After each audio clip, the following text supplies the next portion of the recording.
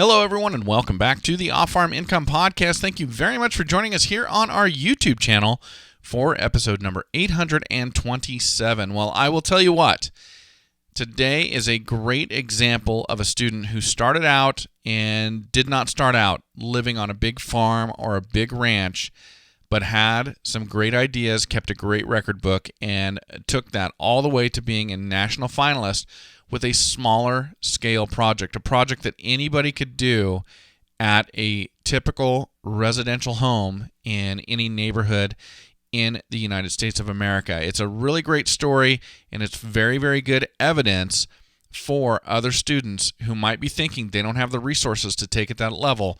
We're going to prove to you today that they can. We're going to get it started for you right now. Joining me today is Christina Bingham, and she is coming to us from home because everybody's been sent home from school. But before the COVID shutdown, she was studying at the University of Mary in Bismarck, North Dakota. She is a former chapter president at Max High School in North Dakota and current North Dakota State Secretary for the state officer team. Also a national proficiency finalist in 2019 in fruit production and a gold placement winner in 2018 in vegetable production. Christina, welcome to the show. Thanks for having me. You bet. Man, that's a long bio. You're 19 years old and you've already got a long bio like that. That's great. So was I right? I know you're in North Dakota, and I know that the lockdowns and stuff like that have been different all over the country. Did you get sent home from the University of Mary? Yep, I was actually sent home on St. Patrick's Day, but yeah, we were sent home. Okay, on St. Patrick's Day, and you're studying nursing there? Yep, I am. Okay, what inspired you to be a nurse? When did that happen for you? So I think I've always aspired to go into the healthcare field, and through FFA I've gained a lot of skills that I think will be applicable to nursing, including like leadership and different public speaking and interpersonal skills, but nursing has always just been something I want to do. I like to live by the end of the motto, which is living to serve from FFA, and that's what I want to do as a nurse. So. Very cool. Well, good for you. And I mean, I think everybody in the country right now is finding out just how much we need good people in the healthcare profession, right? Yep, I'd agree with that. Absolutely. Now, how long have you been part of the FFA? When did you join? So I joined the FFA my 7th grade year, so it's my 7th year in FFA right now. Wow, okay, a long tenure for you. And why did you do that? Why did you want to become part of the organization? So at the beginning, I wasn't so sure, but I go to a really small high school. We have about 100 students in our high school, and it's combined with our elementary. So it was sort of a no-brainer to join FFA just because we all had to take an ag class in 7th grade anyway. So I was like, why not? And then, here I find myself getting into FFA a lot deeper than I ever thought I would have. Very cool. Now, did you grow up on a farm, or did you grow up in town, or maybe something kind of in the middle of those two? Yeah, so I grew up a little bit in the middle of those two. I don't live on a farm, but I do live in rural North Dakota, and my parents actually rent out our farmland. Oh, okay. All right, very good. Now, what part of North Dakota are you in? I'm in Max, North Dakota. It's a pretty central town. Pretty central, okay. And I don't know if there's a difference. You know, I always want to know about regional differences in weather and stuff like that, but I don't know if there's a difference in North Dakota. Everything gets really, really cold in the winter, right? It doesn't matter where you're at. Yep. Yeah, that's what I figured. I've actually never been to your state. I've been very, very close. I mean, right on the Montana-North Dakota border, but I've never set foot inside North Dakota. So one of these days, I will get there. But yeah, it's got just a brutal reputation for winters. I'd agree with that. Okay. Well, so you have had quite a progression through the FFA, especially for somebody who wasn't so sure about it. You served 3 years as a chapter officer, culminating in being a chapter president, and then now you are serving as the state secretary. So tell us about why you got involved in the officer team and how that kind of all grew on you. Yeah, so I just remember going to my first meeting as a 7th grader, and I saw the officer team doing their opening ceremonies, and at first I was thinking, what did I get myself into? And then as it progressed, it just seemed like the natural thing to do to join the officer team. Yeah, so I joined the officer team, my sophomore year in high school, and just continued working my way up and became the president. But yeah, being a part of the officer team was just a great experience, being able to lead the members, and that's what I've been enjoying doing this year too. Oh, very cool. And then how did it progress to you being a state officer? Yeah, so last year I decided to run for state office. I don't know, I think through my final year in high school, being the president, it really culminated and grew my FFA or my leadership skills, and it just inspired me to run for state office. FFA has given me so much, and I just wanted to give back to the organization by serving as a state officer. That's great. Now, had there been another state officer from Max High School before you? I am the first one. Max High School is the Max FFA chapter is a pretty new chapter. We've only been in existence for 12 years. So, okay. Yeah, I'm the first one. Numero uno. Good for you. That is great. Now, you've got an interesting... I always ask everybody in my pre-interview what the mascot of their high school is or was, and then I put that on the website. I don't necessarily talk about it in the interview, but I was smiling when I read yours. So tell everybody what the name of your mascot there at Max High School was. Yeah, our mascot is the Cossack, a pretty unique one. Yeah, that is pretty unique, and it just made me smile just because. Let's see. I'm gonna read this really quick. Here's the definition of a Cossack or Cossack. You said it right. I did not. Cossack, a member of a people of southern Russia and Ukraine, noted for their horsemanship and military skill. And I was smiling just because, and I've talked about this on the show before, but my ancestors are German, but they immigrated to the Volga River region of Russia. And then so many of them, when they came to America from Russia, they came straight to North Dakota and then kind of spread out from that region. And I know Russian immigrants did the same thing into North Dakota. So you've got a very interesting name for your mascot that's got a lot of history built into it with people who probably settled your state, settled the area of Max, North Dakota. Yeah, it's definitely an interesting mascot and an interesting story to go behind it. Yeah, very cool. Well, I like it. It made me smile. Well, let's do this. I would love to acknowledge who your FFA advisor or advisors have been. Could you just let everybody know who those folks are? Yep. So my high school advisor of the Max FFA chapter was Amanda Hiddle. And then as a state officer, I have a few mentors. My advisor for North Dakota is Mr. Aaron Anderson, and then our executive secretary of North Dakota FFA is Mr. Craig Kleben. Awesome. Thank you so much for acknowledging them.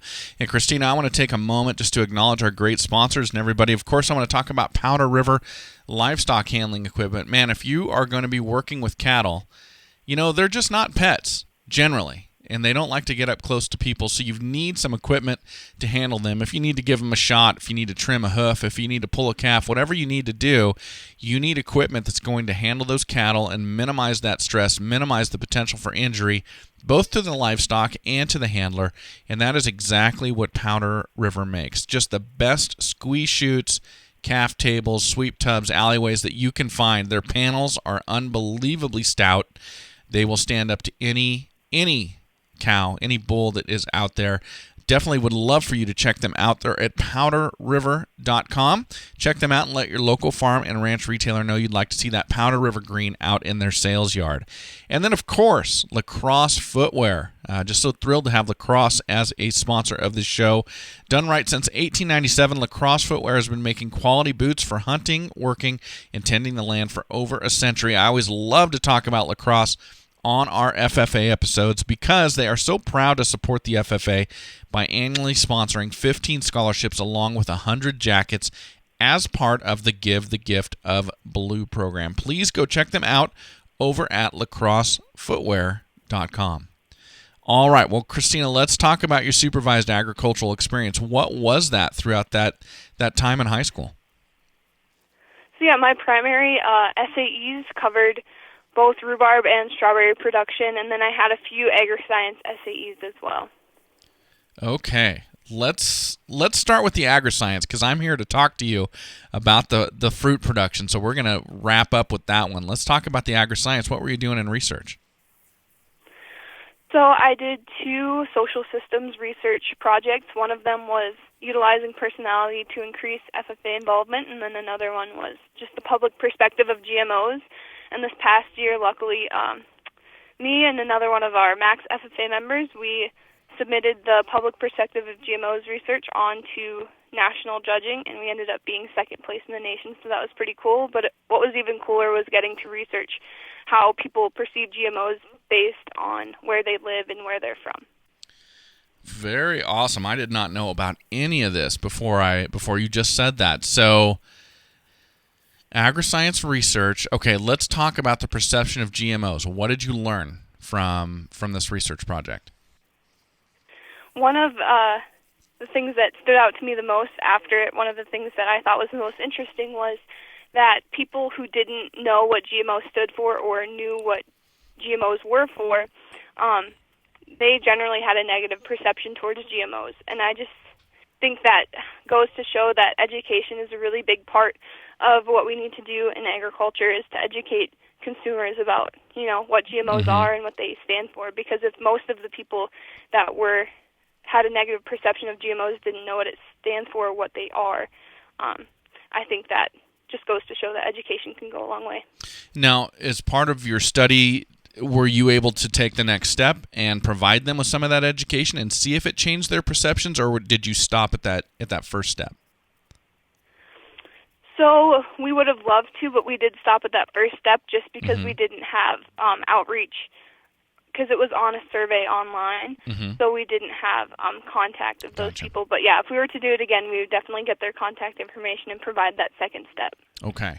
Now, you said it made a difference, too, based on where they lived. What kind of geographical differences did you see? So we did a difference between people who lived on the farm all the way through people who lived in cities of 50,000 plus people. Okay. And I thought it was really interesting that over 40% of people who lived in cities had a negative perception towards GMOs. Okay. Now, how did you figure out how to get the survey in front of people? How did you get people to take it?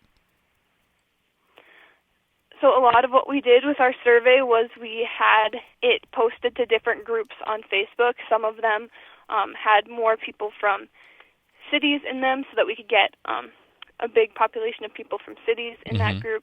And then we also just posted them to our personal pages as well. But yeah, we got a lot of different results, and it was really interesting. Okay. Now, you also did one on the use of personality to get people to participate in the FFA. How does that work? Tell me about that one. So it's called the Big 5 Personality Test. The acronym is OCEAN, so it's about your openness, your conscientiousness, your extroversion, agreeableness, and then neuroticism, and those 5 characteristics. So I had 50 FFA students from Max High School. I had them take that survey on a Big 5 personality test, and then I made an FFA involvement survey, and it was really interesting because the people who were more extroverted and who were more open to different experiences tended to be the people that were on our officer team. And then the people who hadn't been really involved in FFA had a higher neuroticism score, which that score is about having a more negative perception of yourself or not. Yeah. So it was just really interesting to see those results correlate. Wow, okay. So neuroticism, when you say neuroticism or somebody is neurotic, that means they've got more of a negative image of themselves? Yep. Okay, interesting. I'm learning something here today. Very interesting. Okay, that is cool. So why were you doing this in addition to your other SAEs? What inspired you to go do this research? I'm the type of person who really likes to find the question and find the answer to it, and this is a great opportunity to do that. Also, in my ag education course, we had the option to either do an Agriscience project or a building project, and I decided to do this because I thought it would be interesting. So, yeah, that's how I got into my first project, and then the second one. I just enjoyed the first one so much that I decided to do another one. Okay. Now, we're talking all about this. This is not even why I called. And you and your partner won second place in the entire nation for which one of these Agriscience research projects? So yeah, we got second place in the public perception of GMOs, and then I got fourth place in the utilizing personality the year before. Okay, unbelievable. Now this is in addition to the fact that you this last year were a national finalist with your fruit production proficiency, and the year before a gold finisher in 2018 for vegetable production. So it seems like no matter what you're doing here on a national level, you're achieving at a high level. Yeah, it's definitely not just me. My FFA advisor, Mrs. Hiddle, has definitely helped me a lot along the way. And you're humble. That's awesome. So we need to know the secret to your success here, because you're an all-star. But let's talk about your other SAEs. So talk to us about the vegetable production that led to the gold, the National Gold Award in 2018. All right, so yeah, I would definitely say my vegetable production one has been my strongest SAE so far. So basically what that encompasses is I basically grow rhubarb, which a lot of people think it's a fruit, but it's actually a vegetable. Okay. So I started that in 7th grade with my mom's. She had 14 rhubarb plants at the time, and over the last 6 years I propagated that, and I have a 50-plant patch right now. Okay. So throughout that SAE, I sold to Point of View Winery. It's a winery in Burlington, North Dakota, and they buy my excess rhubarb, and then I also sell to the community. And crazily enough, I've produced over 700 pounds of rhubarb over the years. Wow. Okay. Now, I love some rhubarb pie, and I know, but to make rhubarb pie good, you need a lot of sugar, but you grow a lot of sugar beets in North Dakota too. So you've got everything you need. Okay. Now, when you're talking about rhubarb, this is something I've never grown. I've really only eaten rhubarb pie, but I can eat some pie, so I've done that. So is there a part of the rhubarb stalk or something like that that's dangerous, that's like poisonous to livestock or something like that? Am I remembering this correctly? Yep. Yeah, so the leaves are, dangerous to livestock. Okay. But they do serve as good weed barriers if you put them around your garden. Oh, how do they keep weeds out? So, so the leaves, I figure I might as well use them to my advantage. So they're so big that you can just lay them down. Okay. If you just weed, and then it doesn't let any sunlight go to the weeds. I see. Okay, excellent. Great use of that. Okay, very interesting. So rhubarb, so we know the history of how you got started with that and how you grew that. Now tell us about the fruit production. So fruit production, something that's sort of unheard of in North Dakota, but I decided I wanted to diversify in 2016, and so I applied for an SAE grant through North Dakota FFA Foundation, and I received one. So then I started my strawberry production entrepreneurship. So I bought 80 plants of different varieties, and then I planted them, let them grow for a year to establish, and then the next year, since they're perennials, I harvested the strawberries off of them. And then, being from North Dakota this past winter, I experienced winter frost, and they killed all of my strawberry plants, so I haven't been growing strawberries lately. But, that's sort of the all-encompassing of my strawberry SAE.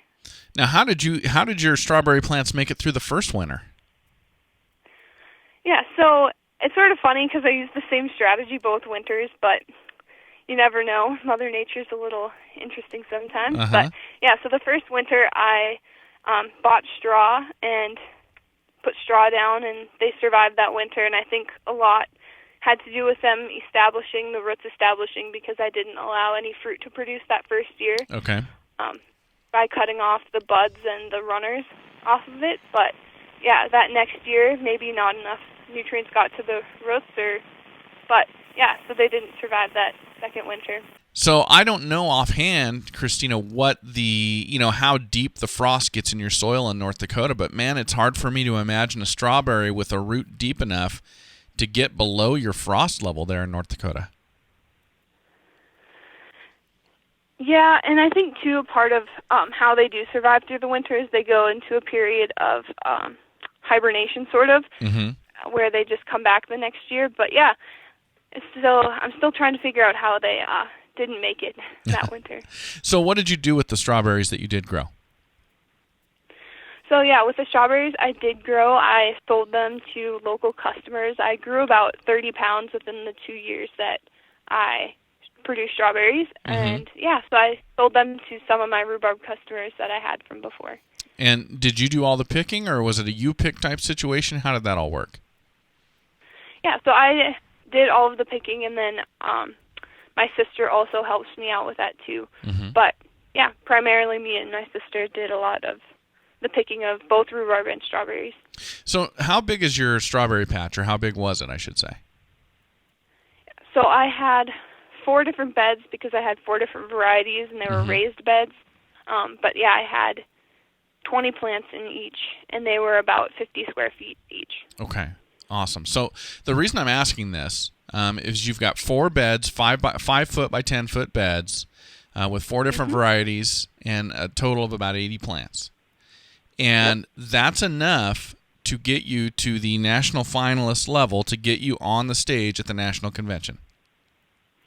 Yeah, I thought that was pretty crazy too when I found out, but my advisor always says it's more about what's in your application than how big your project is. So I guess maybe that's how it made it there.